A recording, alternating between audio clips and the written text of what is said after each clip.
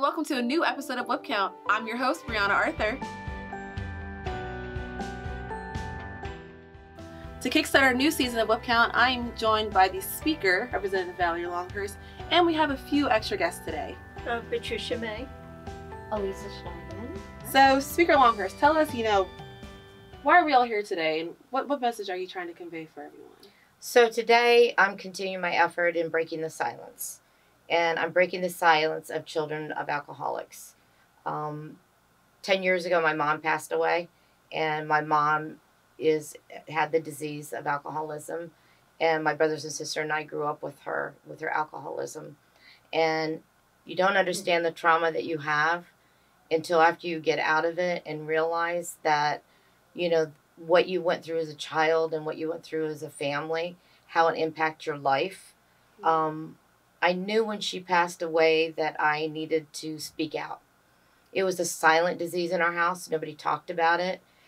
We didn't really know what it was, but we knew something was different, especially when we go to other people's houses. It was just a whole different lifestyle. And traumatic as it was, it didn't hit me until later. And during those times, my mom attempted suicide twice. And as a little girl in third grade, that's very difficult to understand and grasp that concept. I have a twin sister, so it was nice to have that closeness. But there were no resources in schools. There's nobody to talk to. And I realized as I got older, some of the trauma that I had, I really needed to open up and figure out what that was caused from. I made peace with it with my mom. But when she passed away, I felt like there's got to be something more that I could do. Helping children, helping them understand it, how to move on from it, and more importantly, how to break the cycle. Yes. And I have two children that we have broken the cycle, but I feel talking about children with or growing up with that disease in my life, that it needs to be explained more. And, I work at the PAL of Delaware, which I service over 600 kids, and they come in every day, and I feel them. I know what they're going through. And to be there for them and build the community around them. Also putting school counselors back into our schools. It would have been nice to have a community or an after-school program to go to. It would have been nice to have a counselor to help me through it. But with HB 100, 200, and 300, we're putting more counselors and psychologists in schools. And my journey over the last 10 years has been recognizing the impacts of trauma in life of children and doing something about it. And today it's just raising that awareness once more. So as you said, this resolution, it's all about speaking out and breaking the silence and talking with family and friends about alcoholism and the impact that it has. So I want to open the floor to everyone. What impact has alcohol had on your family dynamic, or if it wasn't you specifically, what do you guys know about the impact of alcohol in a family dynamic? Sure. So I grew up with a mother who was an addict from as young as I could remember. I didn't know that's what it was going on because it was just normal for there to be 25 to 30 pill bottles on her nightstand. And it was all prescribed by a doctor. So it was okay. And I remember just going home and not knowing what mood my mom would be in, and not knowing why she was yelling at me, and then sometimes nice, and then what did I do wrong, and how can I fix it, and how can I be better, and why didn't she like me, because everybody in an addictive family has a role, and if you stray from that role, God help you.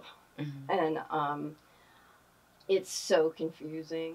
And the thing is, when you grow up, you carry that dynamic on into your life. And the trauma from that is so pervasive, and it's torture to live in the mind of a kid growing up in addiction. And it's confusing. And even when I was a teenager, when my mom went into her first rehab, and we lived out of the country. Mm-hmm. And I actually am in recovery from an eating disorder. And I knew it, and the awareness, though, I would still even torture myself with that. Well, you know, so you should get better. You know, so what's wrong with you? So there was still confusion around that because my mom would go back into active addiction. And so my relationships had the addiction in it. It wasn't until I really was working on the recovery from the addiction growing up in the home. And so it really struck me how little there was even growing up. It was never even mentioned when I was little. And even when I was a teenager, we went to go to Families Anonymous, and they told my dad not to bring his kids. So I decided like there needed to be something. I was like really resonating with what you were saying, Valerie. So I'm just so grateful you're really speaking out on this level. So 10 years ago, my son said to me, "Mom, it's weird. It's weird," because he was like at his dad's, and I was like, "Weird, the House of Weird. That's perfect." So I wrote a book, The House of Weird. And because writing was my outlet, it was a way I could speak without getting in trouble, really say my truth. And I wanted to give kids a tool to say somebody sees you and somebody hears you. Yeah. And, you know, because just to give them hope and that there is something, there is somebody. You're not the only one, because it does feel like it. Yeah. So that was, that's why I'm here. And I'm so grateful for the journey and all the people I've met in it and to be here today. So I'm just really honored. This is amazing, you know, that you guys are sharing your stories and, you know, letting people know that they're not alone. Like, there's other kids out there that are experiencing what you guys went through. So thank you again for sharing your stories. But another thing, Brianna, is that every year that I do this and I get off the floor from doing the resolution, 2 or 3 people come up to me and say, "Thank you. I went through the same thing." Like, you would be shocked at the amount of people that have come to me over the years that have said to me, "You hit a chord with me because I grew up that way also." So breaking the silence and talking about it, I think, helps people heal. And I'm hoping that today is another person steps forward to me and it resonates with them that they're not alone and you survived it and you can keep going. And that trauma will stay with you for the rest of your life. But at the same time, know that we've all survived. And we find different ways to do it, whether it's through writing a book, whether it's through legislation. You know, that's what we do, right? Yes, that's right, that's right. Well, I have kind of become a family issue growing up, very similar to what you've heard already. But kind of what I bring to it is I was in the criminal justice field, first as Attorney General's office, Public Defender's office, probation parole, then went on to work in the prison system. And just the impact that addictions and alcoholism, any kind of addiction, impacts on a person that has a whole lot to do with criminal behavior. Just think as I got older, I started realizing how much is involved. And when you, as a child, you go through actually post-traumatic stress disorders. And then so often, then somebody that lives in an alcoholic or addictive family, then many times will then go on to addictions. Not always, but then that leads to a whole, the pattern just keeps going family to family. You got to break the cycle. Yes. And then with that comes sometimes all kinds of physical abuse and sexual abuse. So you have a parent that's drunk all the time, and then sometimes that leads into sexual abuse. And be surprised how, when I worked in the men's prison, and how many men had actually grown up in an addictive family and actually had been sexually abused also. And we definitely don't talk about that issue. And definitely it was quite hard to get the men, because the guys were too embarrassed to let anybody know they had been sexually abused. So I come to this, from a personal level, but also professional. So I joined the board of directors. I'm a full-time a volunteer. Oh my goodness, I guess I've been involved with the agency like 8 years. I've lost track now. It's been a while.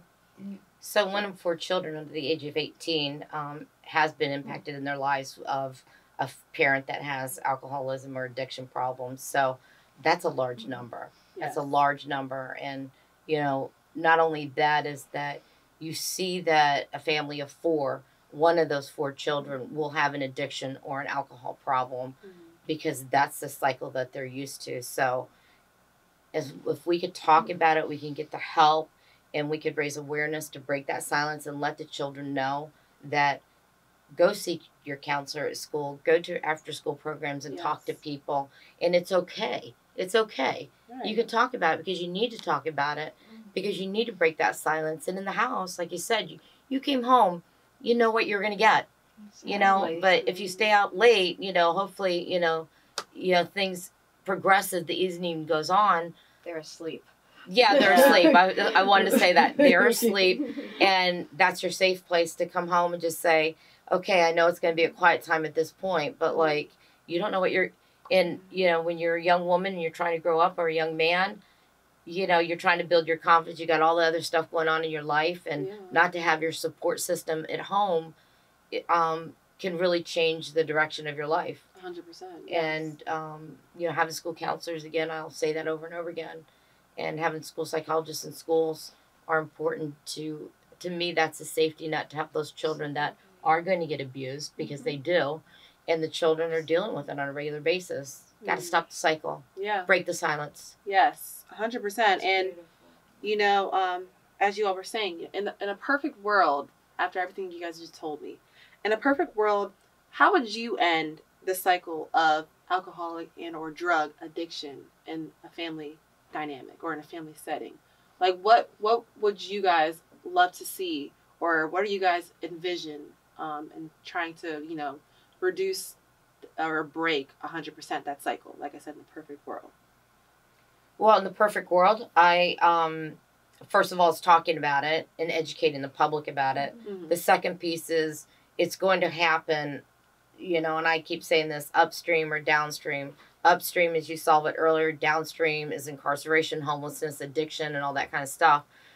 Is HB 100 was a great start in the state of Delaware, that we put more school counselors and social workers into schools. You have to have, the ratio can't be 1 to 1,000. You will never get to that child, right?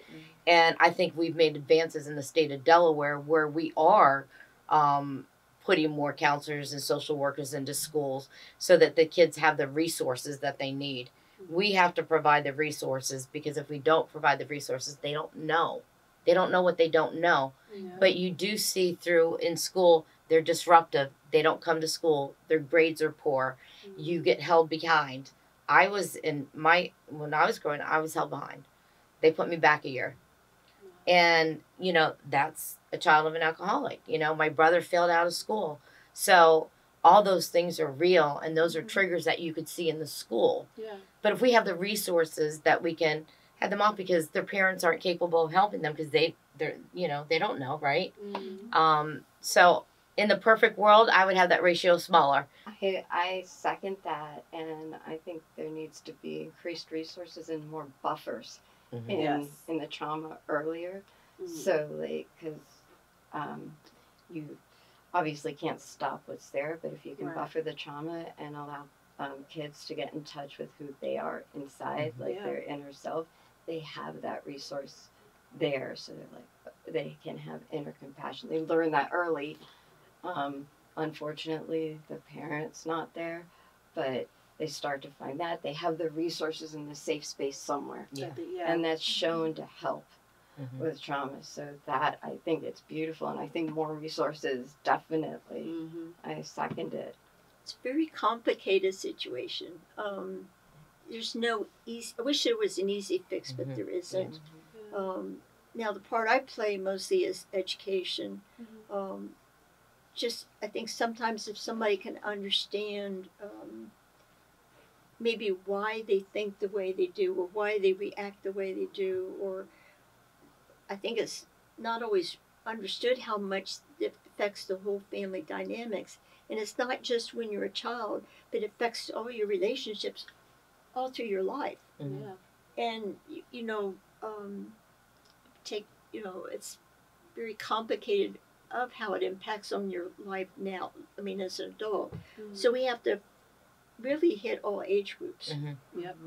The child, the teenager, the adult, because even though you maybe no longer live in that situation, so many times it affects your day-to-day life still, and so many times it ends up, in divorces. Yeah. So then when you end up in divorces, and all of a sudden you have children now without a father in the home a lot of times.